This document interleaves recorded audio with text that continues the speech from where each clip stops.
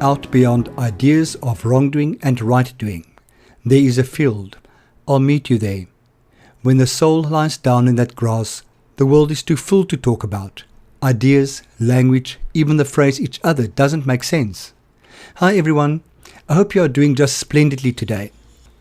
The arrangements for today's chat with Marvin went so quickly and smoothly that it nearly feels weird to sit here with him at the moment. I must give him that. When one asks Marvin to help out, he is always willing. I really appreciate that. I have been watching Marvin's personal growth over the last couple of years and get a warm feeling in my heart when I see how successful he is in this seriously difficult and competitive entertainment industry. He seems to be living a beautifully balanced life with a significant spiritual slant. Let's hear more about this, shall we?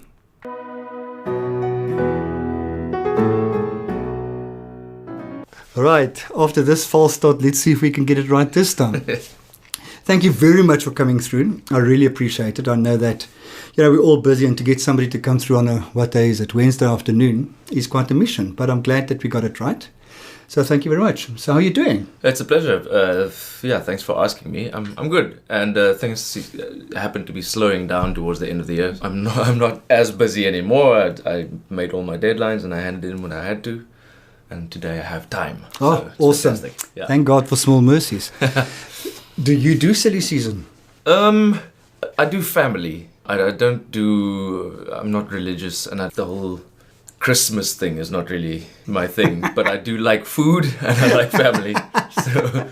Do you do traditional ham and turkey and all that? Yeah, unfortunately. That's the one thing that I do about Christmas as well. Yeah. Like you, I do a very good ham. And last year I did the best one ever. And I can't find the recipe. So I've been searching the net obsessively to try to find the ham recipe that I did last year, and I can't remember what it was. So you said that you're not religious. I'm not religious, no. Okay. Did you grow up with religion? Yeah, I think my parents, out of trying to keep me on the right path, felt that Christianity specifically was the way to do that. But I started questioning it. I moved away from it.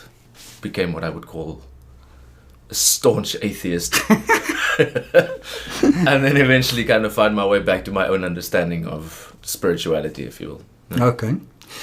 So the religion was organized religion in terms of church? Yeah, in terms of church. Did the whole confirmation thing. Went to Sunday school. Yeah. Okay. Yeah. So you did Sunday school, did the confirmation. Did the whole thing, yeah. Okay. Nachtmaal. Oh my word. Yeah. I think I did one Nachtmaal. And that was when I got confirmed, and then I never went back again. Yeah. It's I struggle to stay awake. Is that the problem? And I see, I would like to go because I have heard one or two pretty nice messages that are sort of more broad that I could latch onto. Yeah. But it's just so boring most of the time. So, my older sister and I could never sit still. And she always played with her jewelry in church, so she wasn't allowed to wear any jewelry, and I wasn't allowed to keep my legs. So I always had to sit next to my mother so that she could kind of keep me. So I was the youngest, so I had to sit next to mother, and my older sister had to not wear jewelry because she constantly made a noise and all that kind of stuff.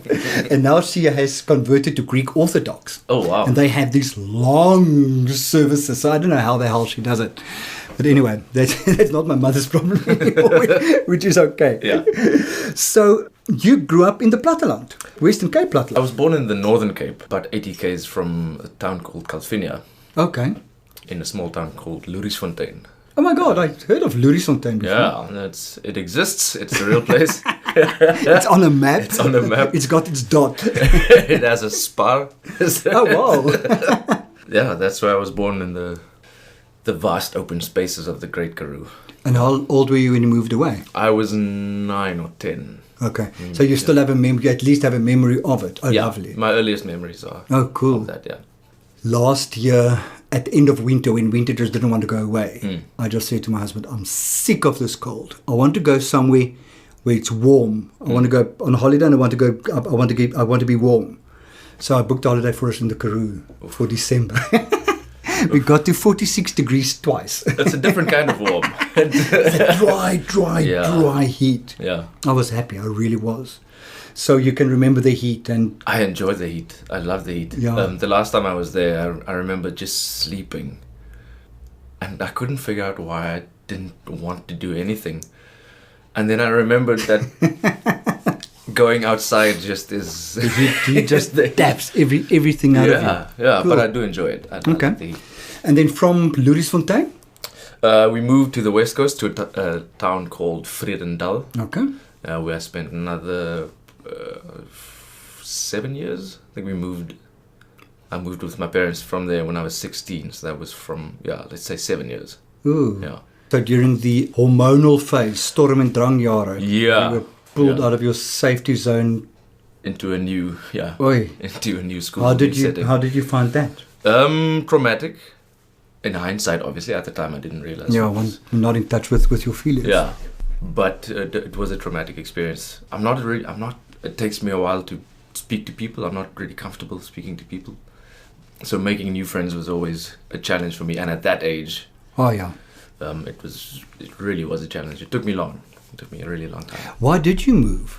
My father worked in education Okay. all his life. So he got a promotion and then Okay. had to move. And it looked like the better deal for Yeah. everyone. Better schools for me and my brother, better facilities for them. It just seemed to make Okay, sense. yeah. It was a difficult time for me. Yeah. That's when you came to Paul. Yeah. That's when Okay. we came to Paarl. Cool. And are you only two children? Yeah, just me and my younger brother. How old is he? Oh, okay. What's the age difference? 9 years. 9 years Yeah, difference. Okay. yeah. So he was born just before we left Louisfontein. Okay. Yeah. And how do you get along? Fantastic. It's my best friend. Is it? Yeah. Oh, that's Yeah. fantastic. Yeah. Awesome. So he must be late teens now. I've got no idea how he's- old no, you are. I turned 32 in a few days. Actually, wow. On the 31st of December. I turned Oh my 32. God, what an awful time to have a birthday. Because It everybody used to possibly be- forget your birthday. Funnily enough, no. No. No, I think that might be because of Facebook now. Okay. So- but I used to really love my birthday because on the 31st of December, was no such matter where I went, there was a massive party going on. Oh, yeah. So it was perfect to just slot Yeah, in. there and was have a good time. party, yeah. Now I like to sort of wake up on the 1st of January, just nice and quiet, I hear you. go for a run. You know? Being, if you were a true egocentric person, you could feel, this is my party. The whole world is celebrating my birth. Yeah. There was possibly a phase in your life where you did believe that. I think it might have felt like that at some point. Yeah. Listen, so at the age of 16, you arrived in a relatively bigger dorp called Paarl. Yeah. And were you a boykie? Paarl boy, or- No, I was not. I went to Paarl Gymnasium, Okay. and it's a rugby school. It has a massive focus on sport, specifically rugby. And I happened to find the drama group Okay. and started doing drama. So Bad you wanted to fit in. Bad decision if you wanted to fit really in. bad decision if you want to fit in. So I had a bit of trouble fitting in. But I mean, I found a small group of friends who I don't really have contact with anymore, and kind of made it work. It was also the perfect thing. It had to happen because I now make a career out of that. So Yeah, fantastic. yeah. So, after school, you studied drama. Yeah. So after school, I took a year. Took a gap year. I took a gap year. Oh, wow. I went overseas for a Is little it? bit. Yeah. Where did you go? I went to America for 4 months. What the Yeah. hell did you do in America? I worked at a summer camp. Oh, wow. Yeah, I worked in Wisconsin for a few months, which was good. It was a fantastic learning experience. I discovered that I liked to write while I was there. Okay. I also unfortunately discovered that I really like to drink while I was there. So that was the start of a different journey. Yeah, so two things came out of that experience. Was Okay. that I really liked to write and I really liked to drink. And you're still busy with one and left the other. I'm also now a writer by profession and left the drinking. Yeah. The two did not go together, did they? No, well, not coherently. In any case, so. It worked fabulously while you were doing it at the Yeah. time, and afterwards trying to make sense of it. Trying to edit that is just, it's torture. Okay. And coming back from Wisconsin, that's when you decided that drama is going to be it. Yeah, I think I decided there. I don't recall making the decision, which is an interesting thing for me.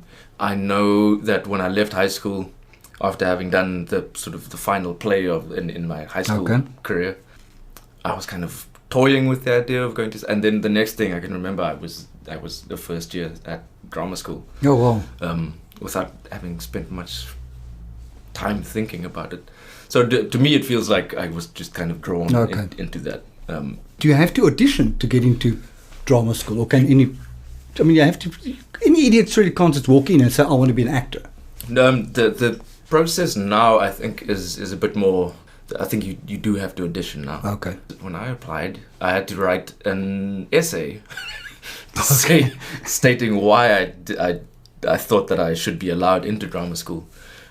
That, incidentally, was also a year full of academics, and I'm the only actor that came out.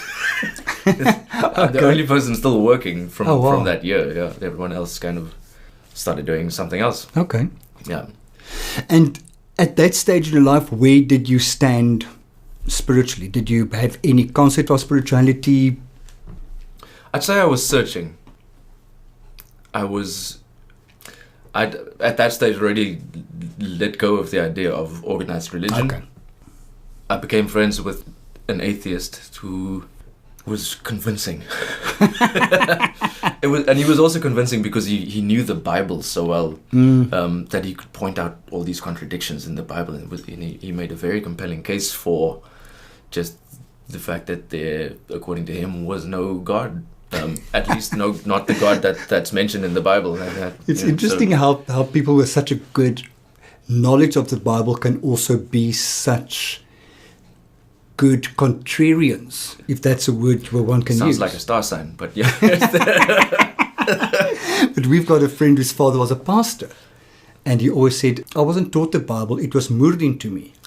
And he really, really knows the Bible well. So therefore he became the most blasphemous person ever, because he knew the Bible so well to change everything. Yeah. So he became a very huge enemy. Wow. Because he had that knowledge. Wow. Same with your friend. Yeah, he would close to being what I would call a Christian basher at times. Just because he could take apart their entire belief structure by simply refuting whatever they would say to him. He had the knowledge to just counter that with Was this at varsity? This was at varsity, okay. yeah. Oh my God. And then we also in that phase where we philosophical and so smart. The arrogance of youth is what I like to call it. And then you grow up. And then Okay, so you were searching, and did you except for atheism? Is that a word? Yeah. Did you find anything else? I did not. I tried various things. At that stage, what happened then is I kind of found psychedelics, which became another way of looking for spirituality, which can feel very, very spiritual. Yeah, and very real. And very real. So that became my truth for a while. Was was just using different plants and different chemicals to try and understand the spirit world. As much as I want to say it worked, I don't have anything tangible to show for it. Okay. I can't use those experiences that I had. So, it felt real at that stage, but it didn't take you anywhere. Yeah, it didn't take me anywhere. We call it false promises?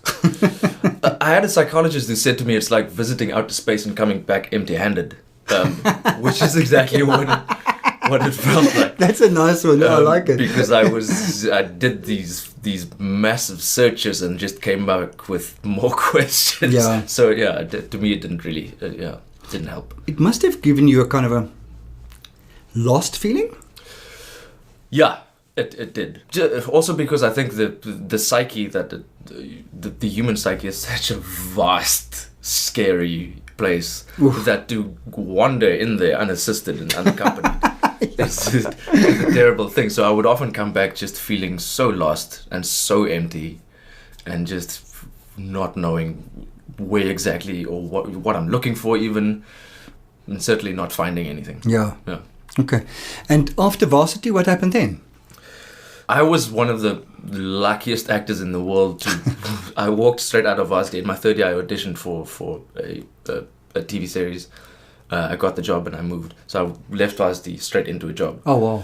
And started working, yeah, and never really asked any questions. And you're still working until now. That's excellent. Yeah, I've been fairly lucky. There have been times when I've had less work, but I suppose that's normal in my profession, at least.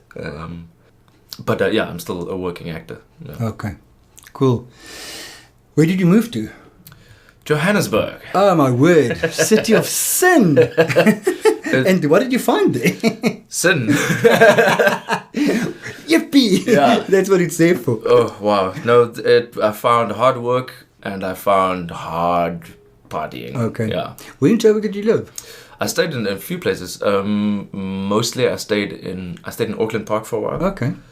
And then I moved to Ilovo. Okay. Yeah, and I stayed in Ilovo I was only there for a year, and then my contract ended, 1, and 2, I was terrified of Johannesburg and being there on my own. Yeah. So I was 22 then. Oh, so wow. I was not, yeah.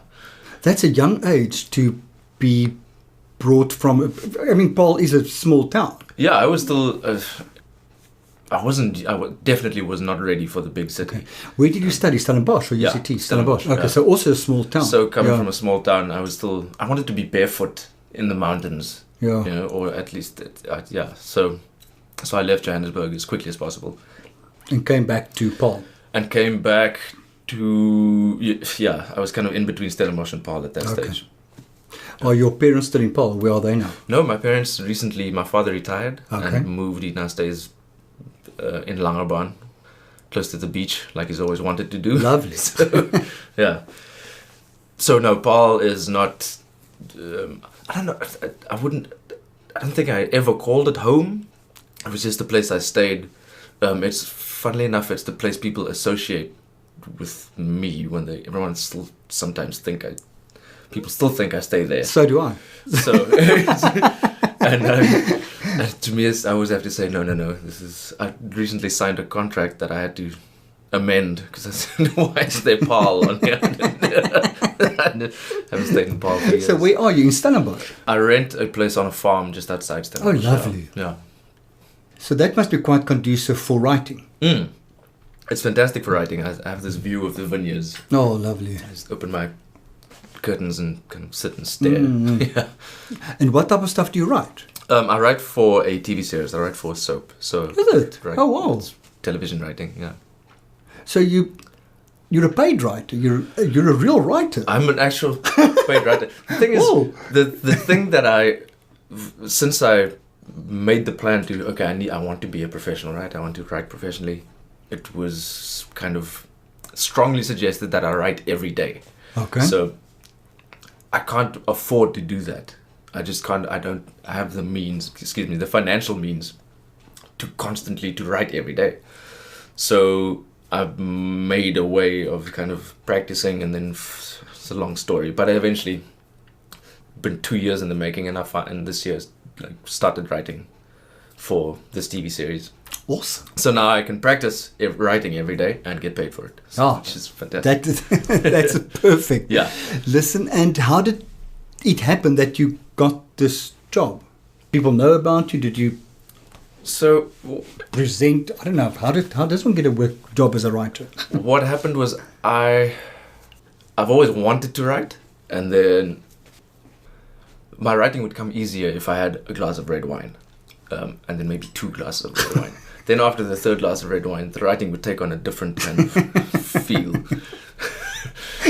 From romance to porn in 1 glass of wine. It became so strange. And I also I really like to get stoned. So I tried to get stoned, and because the ideas I had when I got Yeah. stoned, Oh, I can so identify with but that. then my Wow. brain, my hands couldn't keep up with the Yeah. speed that my thoughts were moving at. So I was useless, and I couldn't.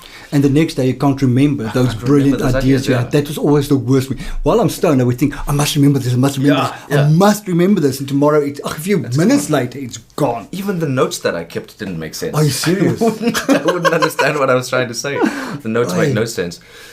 Then when I stopped smoking and stopped drinking, 6 months after that, I completed my first film. Okay. I wrote a film. Then I wrote another one. This was complete by what feels like a fluke that I got that job. I had written a... Sorry, films that were made. Films that were made. So these... I hope you believe in some form of God, because it definitely sounds like some form of God is out there looking after you, like in big time. I do. I made peace with the fact that I can be quite lucky. So, so what happened is I wrote a short film. It was intended to be a short film, and then became a pilot episode for a TV series. That whoa. I'm still trying to sell this thing. Anyway, so I took it to a producer, and the producer, I didn't know why he wanted my email address, but he said, "Can I have your email address?" And then entered it into his computer.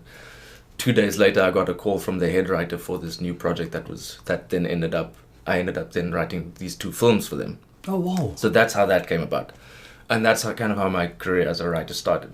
Okay. Then this year, I approached the TV series that I'm currently writing for and said, "Hey, this is what I do now, can I start?" And then there was a whole process of them testing me and sending scripts back and forth, and eventually they said, "Okay, cool, we like what you do, you can start." So Fantastic. so that's where we are now. Would you say you living your dream? Or is Hollywood your dream? No, Hollywood is not my dream. I ask myself this quite often. This wasn't supposed to be a strict question or a... It was, Sure. it was actually a close-ended question. A yes or no. What I decided, I have these little walks that I take where I kind of pray, if you want to call it that. And I have this discussion with my understanding of God or the higher power or creator or whatever you want to call this entity. And I need to check, obviously, constantly where I'm going, and you know, if the ideas that I have for my life and where it's going align with sort of the divine idea for where my life, the bigger plan. So then I thought, if I am going to do Hollywood, then it would be with a show that I have written. Okay. Either a show, a movie, a TV show, or a movie that I've written, that I've created. I don't agree with the Hollywood kind of model of fame and ego-driven kind of the whole the I'm worship with you on of that one, of actors. Just because I think it's unhealthy. I think it's unhealthy for anyone's ego to be that inflated. Yeah. So it's a conflicting idea for me. Yeah, even though it would mean kind of success and hopefully financial success, it would mean, for me at least, a challenge spiritually. Yeah. Okay. So you're doing what you love. You're doing what you want to do. Yeah. And that's as close to living your dream as you want to. So the question is just, so you're living your dream, do you want to make the dream bigger or not? And that's kind of what you're thinking of and what you're praying about and what you're debating with your entity bigger than yourself. Yeah. So from what I can gather is that there's definitely a being, an energy that you tap into. Do you have any idea what that is? I have no idea what that is. I have no but idea. It's definitely there. It's there, and the contact is very real for me. Okay. And I have the experience, and I often speak about this experience because it's so profound for me. When I first kind of made contact with this, when I was first able to really pray and have a connection when I was praying, was when I had come to what people would call a rock bottom. I had no idea where my life was going. I was physically depleted. I was emotionally depleted, and I didn't know what to do with my life. And the only thing, kind of out of desperation, that I could think to do was to call out to something. Yeah. You know? At that stage, I was calling it God, because that's kind of the universally accepted name for this thing. And funnily enough, and I don't know if this is because I was just still under the influence, which I don't think I was, or if it was I climbed a mountain, maybe it was endorphins doing, I don't know what it was, but I sat on this mountain and I had a pretty much an hour-long conversation of like just me asking questions and getting answers. Oh, wow. Yeah, which was a big turning point. So I don't really care what I was speaking to. The point is that at that stage, it helped. Yeah. And it shifted my life into a direction where I could actually start making changes. So that was the rock bottom happened, and after rock bottom, the spiritual awakening happened. You can nearly call it that way. Yeah, that lifted you off your knees and say, okay, let's go a different direction, see if this works. Yeah, that was the moment of, I suppose, moment of clarity, okay. I guess you could call it. Yeah. And how did your life change from that moment? Did it? I'm quite stubborn, so it didn't change immediately. It changed for about a month. And then I kind of forgot that. I forgot that there are certain things that I need to do and certain things that I really can't do. So it was good for about a month, and then I remember the day actually. I was like, my life was so amazing. I'm going to go out and celebrate. Bad idea. So I went out and I celebrated and I fucked it up. So I eventually, at least at that stage, I knew where what I should be doing. You had knowledge of the difference of the other side, of how different it can be. Yeah. So was it easy to pull back to the other side? No, it wasn't easy. It was a complete change. It really was a complete change. A change in terms of who I thought I was, who I thought I had to be, habits, friends, like everything changed. So it was difficult, but it was completely worth it. Fantastic. Yeah. You mentioned something earlier about the kind of ego culture of Hollywood. Yeah. When I think of people in your profession, I think ego. Yeah. And if I think of you, that's the last thing I think about. So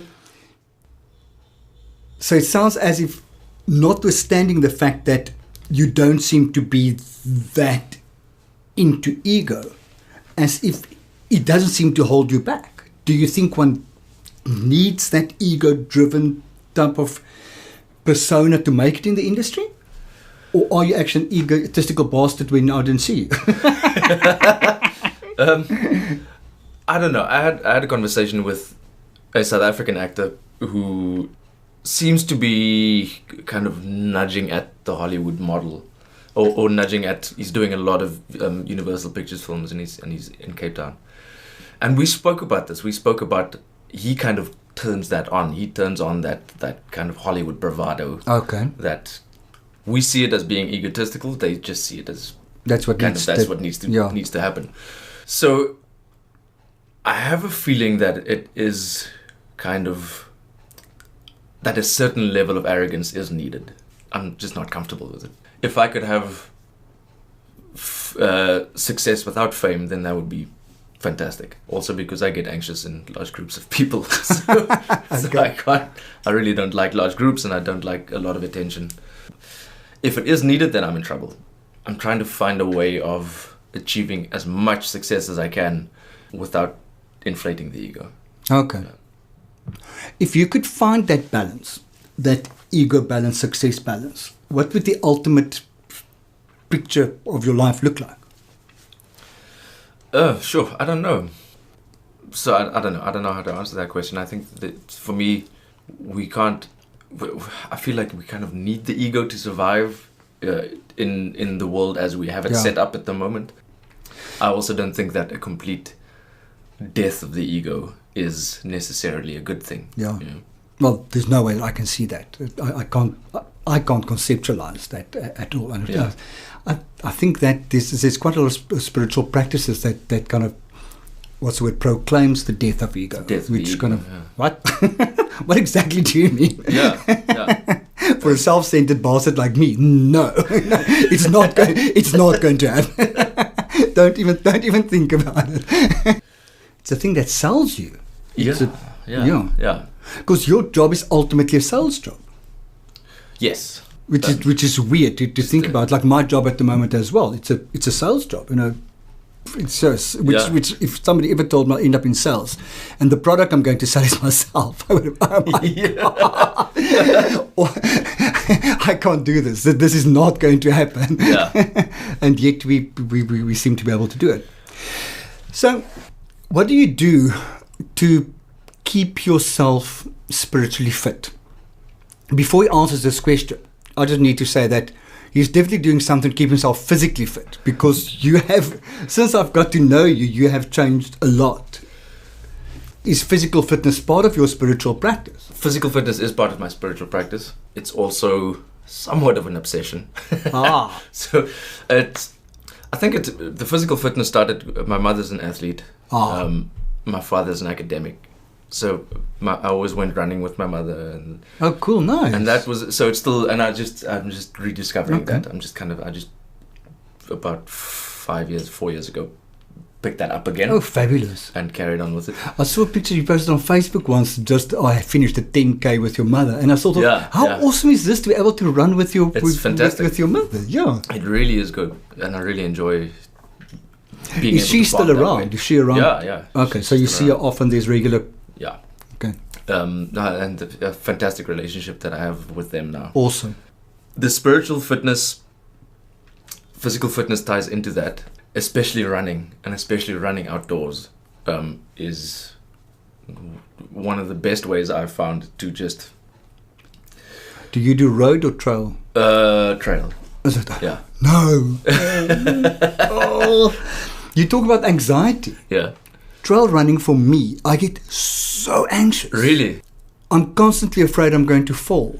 Yeah. And for me, running is a part of my meditation practice. Okay. So you need to go into autopilot. And I go into autopilot, I disappear into a world of, I count my steps. Okay. So it becomes just 1, 2, 3, 4. That's from my hurdling days. 1, 2, 3, 4.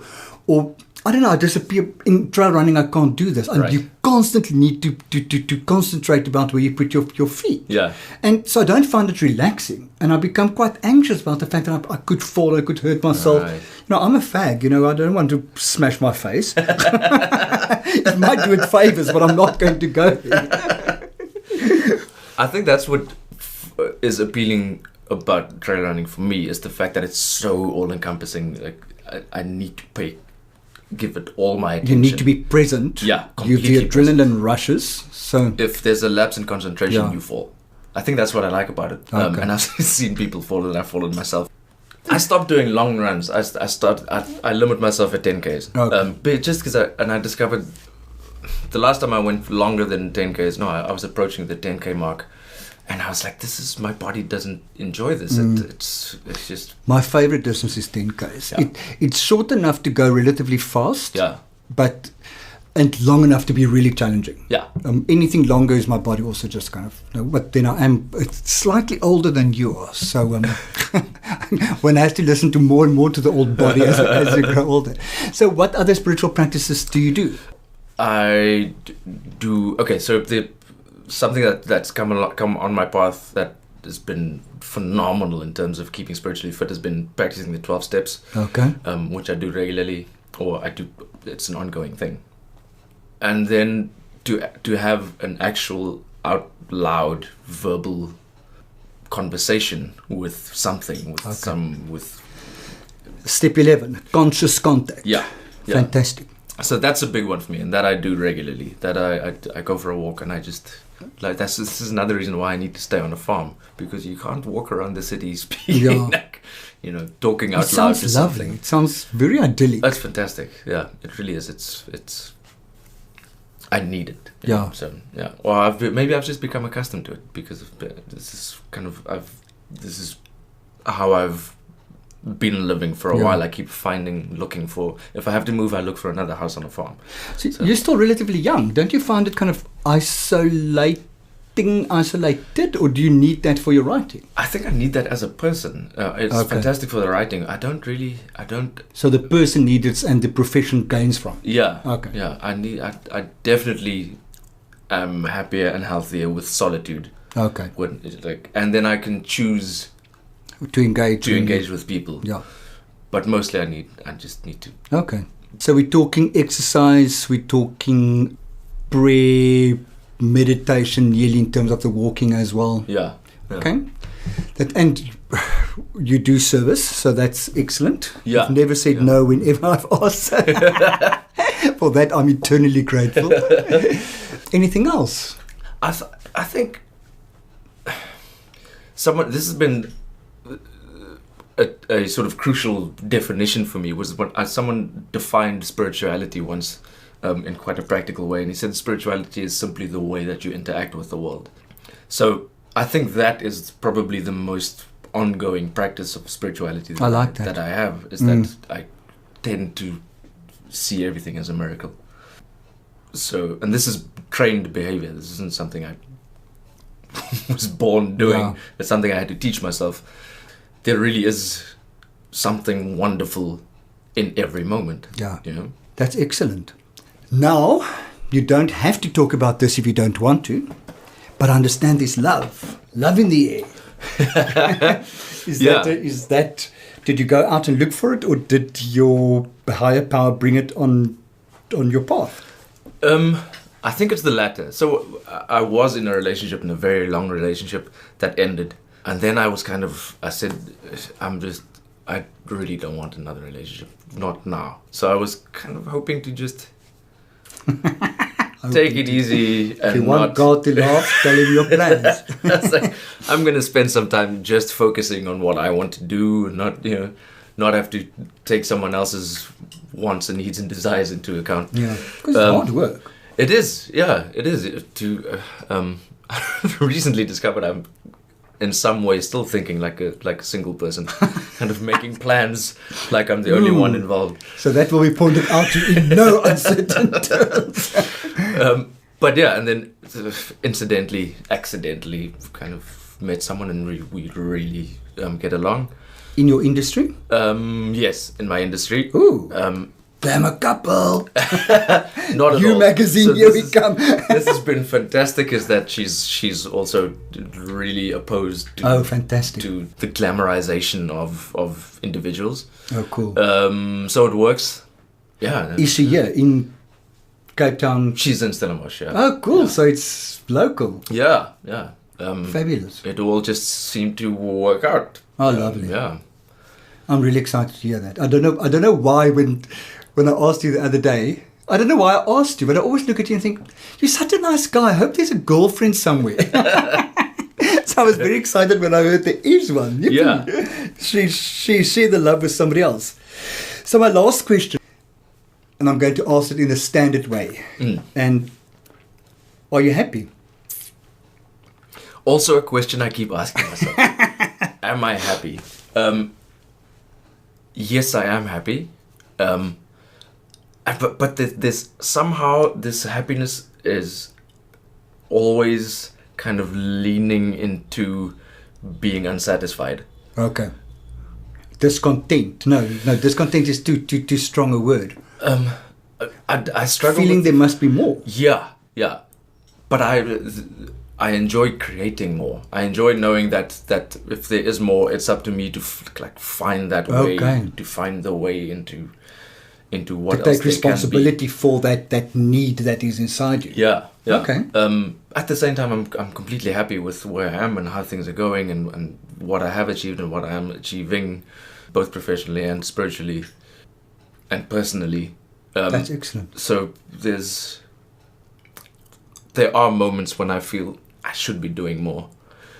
And then that word should. Yeah. Ban it. Yeah. Ban it. Should good word. Should good word. Damn it. So whenever it comes up, I need to. That's usually when I take a long walk. Okay. And have a proper, nice heart to heart with my higher power. For me, when I say things out loud, it's just a way of I get some perspective. Yeah. because I'll have this thought in my head, and as soon as I say it out loud, I realize how ridiculous it sounds. That's really interesting what you're saying. I have this thing where if something bad, even no, it's normally bad. If something bad happens to me, I cannot say it.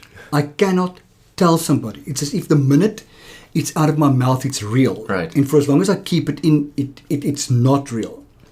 And when I eventually get myself to open my fucking mouth and just say it, then the reality is actually not that bad. Do you have a pet? I do, yeah. I actually have a few pets. Oh, cool. So out of the previous relationship that ended, we have 2 little dogs. There was actually a fuckload of animals. What type of dogs? The one's a schnauzer. Oh wow! He's the cutest thing, and the other one is a dog. A real dog. I'm not sure what she is. Fabulous! I love that. I think I love those the best. They are fantastic. Really low maintenance, and they just go. And then we rescued these 3 kittens. Sorry, that were. It's a long story. I ended up bottle feeding these. Oh my word! 3 little things because they still had the umbilical cord on. Oh my god! And the mother was nowhere. Oh. So then there were these 3, and I still have one of them. The one ran away, and the other one is staying with the friend's mother. So currently, with me, I have 1 cat. Okay, so 2 dogs, 1 cat. 2 dogs and 1 cat. The dogs don't stay with me. No. Okay. No. Awesome. Because I can see you kind of with an animal. I don't know why. I love just animals, in the romantic picture in my head. That's the way it should be. And what's a writer without something that his dog lying at his feet or a cat lying close to him? It does seem strange for me. Do the cat go on walks with you? The cat Are you does serious? go on walks with me. Awesome! Yeah. The cat awesome. loves walks, so I just kind of call it, and it That's fabulous. runs along and is very vocal when we walk. Oh, sweet. Jock and I went on a holiday, in that same Karoo holiday where we were so fucking hot. Yeah. We ended up in Plet and we stayed on a small holding. And those people had lots of horses, lots of dogs, and 3 cats. And every afternoon, they would take the dogs for a walk. And did all the dogs in a row and the 3 cats. It was so sweet. All 3 cats went for a walk. And they got all 3 cats as kittens at different times. But the cats grew up with the dogs. So they just got used to it. And it was so sweet to see these cats go on walks. Now, I take Dyson for walks every morning. Oh, nice. Because he's so vocal. Right. In the previous complex, they complained that he is too noisy. So we can't let him out. Okay. So I take him on a walk with a leash. Yeah. Oh, wow. That's amazing. And most people go, I've never seen a cat going on a walk. Oh, this one does. Marvin, thank you so very much. I enjoyed this thoroughly. It was good to, number 1, to get to know you better, and number 2, to just learn about your spirituality and spiritual journey. But I think what I liked about this most, about this chat, was your sense of peace that you have. It's really lovely. Yeah. It's at the risk of sounding egotistical, it hasn't been easy to find peace. I thought you were going to say, wait until you get into my head and discover it's not like that. No, I do feel quite peaceful. Awesome. I do feel like most days like I'm on the right path. Fantastic. Yeah. Cool. Thank you so much. Thank you.